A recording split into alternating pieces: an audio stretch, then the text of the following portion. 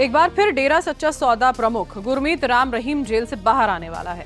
Rape और हत्या जैसे गंभीर मामलों में सजा काट रहे राम रहीम को 21 दिनों की पैरोल मिली है।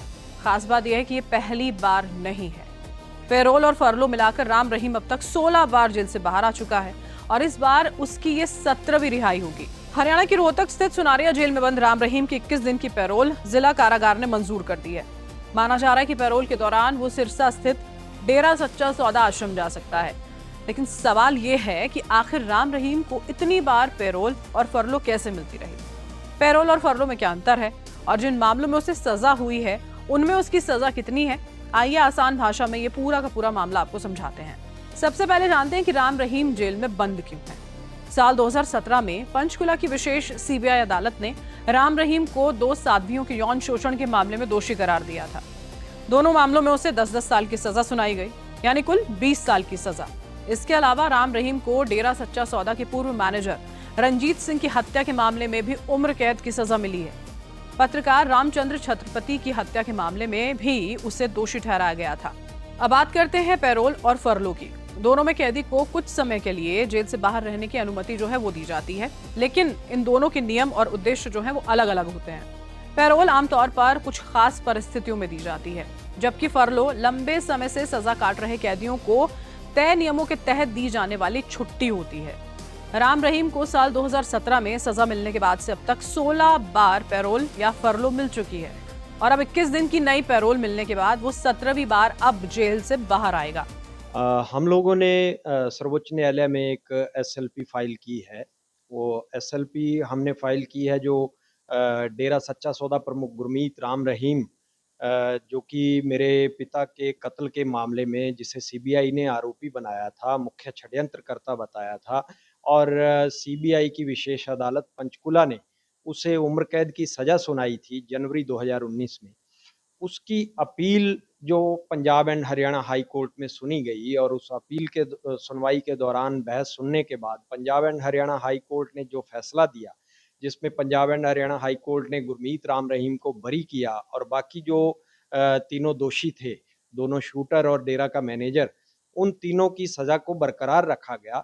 इस फैसले के खिलाफ हम लोगों ने Punjab and Haryana high court के इस फैसले को चुनौती देते हुए एक एसएलपी जो है वो माननीय सर्वोच्च न्यायालय में हमने दायर की थी, जो कल सुनवाई के लिए 10 अगस्त को रखी गई थी और उसमें सुप्रीम कोर्ट की बेंच जो chief justice Suryakant, justice Joymalya Bagchi और वी मोहना, तीनों जजेस की खंडपीठ ने जो फैसला दिया उसमें उन्होंने हमारी इस एसएलपी पे नोटिस जारी किया है रिस्पोंडेंट्स को, सीबीआई को और गुरमीत राम रहीम को और बाकी आरोपियों को। और उसके अलावा हमारी जो स्पेशल लीव पिटीशन है उस पे लीव ग्रांट की गई, अपील को एडमिट कर लिया गया और तीनों जो सभी रिस्पोंडेंट्स थे उनको नोटिस किया गया और नोटिस के बाद उन्होंने फाइनल हियरिंग के लिए नवंबर के 16 नवंबर के बाद के सप्ताह का उन्होंने कहा है कि हम लोग इसमें फाइनल हियरिंग सुनेंगे। क्या उम्मीद है? उम्मीद देखिए, ये एक लंबा संघर्ष रहा जो पिछले 24 साल से जारी है। 2002 में हमारे पिता के ऊपर कातिलाना हमला हुआ था। 24 अक्टूबर 2002 को उनको 5 गोलियां मारी गई। जो शूटर्स थे पकड़े गए और जो मैनेजर था कृष्ण लाल, उनसे जो रिवॉल्वर बरामद हुआ डेरा के मैनेजर का लाइसेंसी रिवॉल्वर था। जो वॉकी टॉकी सेट बरामद हुआ वो डेरा का ही लाइसेंसी वॉकी टॉकी सेट था, मैसर्स डेरा सच्चा सौदा के नाम उसका लाइसेंस था। तो सारा जो प्रकरण हुआ उसके पीछे जो जांच की गई, हमने सीबीआई जांच मांगी, सीबीआई ने एक लंबी जांच की, एक कड़ी जांच की, एक कड़ी मशक्कत, कड़ी मेहनत के बाद इस केस को अंजाम तक पहुंचाया और सीबीआई की अदालत ने 2019 में जो फैसला सुनाया जिसमें गुरमीत राम रहीम को भी इस मामले का मुख्य षड्यंत्रकर्ता बताते हुए आजीवन कारावास की सजा सुनाई गई।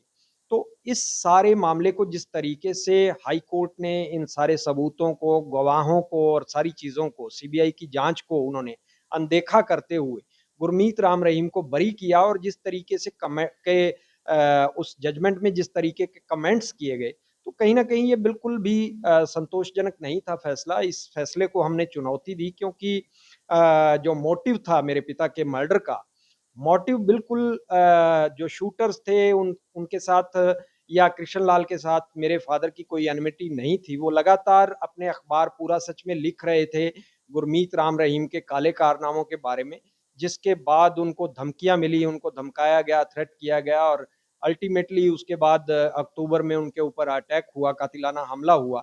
28 दिनों बाद 21 नवंबर 2002 को उनकी डेथ हो गई। तो इस सारे प्रकरण में सीबीआई जाँच ने सबूत जोड़े, कड़ियाँ जोड़ी और उसके बाद इस अंजाम तक पहुँचाया इस मामले को। और जिस तरीके से हाई कोर्ट ने ये फैसला दिया, वो बड़ा निराशाजनक था और उसको हमने चुनौती दी है और उम्मीद करते हैं, हमारी उम्मीद लगातार देखिए इस सिस्टम में एक आम व्यक्ति की अगर उम्मीद कहीं न कहीं बनती है, तो वो न्यायपालिका से बनती है और लगातार इसी न्यायिक लड़ाई को लड़ते रहे। हम 24 सालों से लड़ रहे थे, चाहे वो ट्रायल कोर्ट का फैसला आया, स्वागत योग्य था, हाई कोर्ट ने फैसला दिया, हमारे खिलाफ दिया, गुरमीत राम रहीम को बरी किया। तो हम लोग आज भी उसी उम्मीद को कायम रखे हुए हैं न्यायपालिका से और हमें विश्वास है कि सर्वोच्च न्यायालय जो है, वो हमारे साथ इंसाफ करेगा और गुरमीत राम रहीम को इस मामले में दोषी ठहराएगा। यानी करीब 10 साल की सजा के दौरान राम रहीम कई बार जेल से बाहर रह चुका है और यही वजह है कि जब भी उसे पैरोल मिलती है, इस फैसले को लेकर खूब चर्चा होती है और सवाल भी दोनों ही शुरू हो जाते हैं। अगर पिछली पैरोल की बात करें तो मई 2026 में राम रहीम को 30 दिनों की पैरोल मिली थी। उस दौरान वो सिरसा स्थित डेरा सच्चा सौदा आश्रम में रहा था। एक बार फिर से उसे 21 दिनों की पैरोल मिली है और माना यह जा रहा है कि इस बार भी वो सिरसा आश्रम जा सकता है। लेकिन यहाँ पर एक बात समझना बेहद जरूरी है। पैरोल मिलने का मतलब ये बिल्कुल नहीं होता है कि राम रहीम बरी हो गया है या फिर उसकी सजा जो है वो खत्म हो गई है। उसकी सजा अब भी जारी है। पैरोल जो है वो एक तय अवधि के लिए, एक तय वक्त के लिए जेल से बाहर रहने की अनुमति होती है और अवधि खत्म होने के बाद कैदी को वापस जेल लौटना पड़ता है। अब सवाल उठता है कि राम रहीम को इतनी बार पैरोल मिलने पर विवाद क्यों होता है। दरअसल गंभीर अपराधों में सजा काट रहे राम रहीम को बार बार पैरोल और फरलो मिलने की वजह से इस व्यवस्था पर सवाल उठ रहे हैं। जो आलोचक हैं वो सवाल करते हैं कि रेप और हत्या जैसे गंभीर मामलों में दोषी ठहराए गए व्यक्ति को बार बार जेल से बाहर आने की अनुमति आखिर दी क्यों जा रही है। वहीं प्रशासन का पक्ष ये है कि अगर कोई कैदी पैरोल या फिर फरलो के लिए तय नियमों और पात्रता की शर्तें पूरी कर रहा है तो कानूनी प्रक्रिया के तहत उसे इसकी अनुमति दी जा सकती है। यानी पैरोल का मतलब सजा खत्म होना नहीं, बल्कि सजा के दौरान कुछ वक्त के लिए जेल से बाहर रहने की अनुमति होती है और इसके लिए कैदी को तय शर्तों का पालन करना होता है और पैरोल की अवधि खत्म होने के बाद जेल वापस लौटना होता है। तो पूरी कहानी को देखिए, आप समझिए एक बार। साल 2017 में राम रहीम को 2 साथियों के यौन शोषण के मामले में दोषी ठहराया जाता है।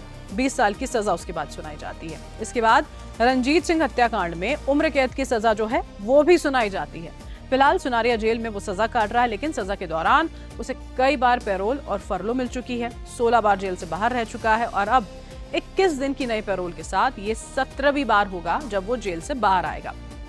यानी राम रहीम के जेल से बाहर आने की खबर तो है, लेकिन उसकी सजा खत्म नहीं हुई है। 21 दिन की पैरोल पूरी होने के बाद उसे वापस जेल लौटना होगा और अब इस नई पैरोल के बाद एक बार फिर राम रहीम और देश के पैरोल सिस्टम को लेकर बहस तेज हो गई है।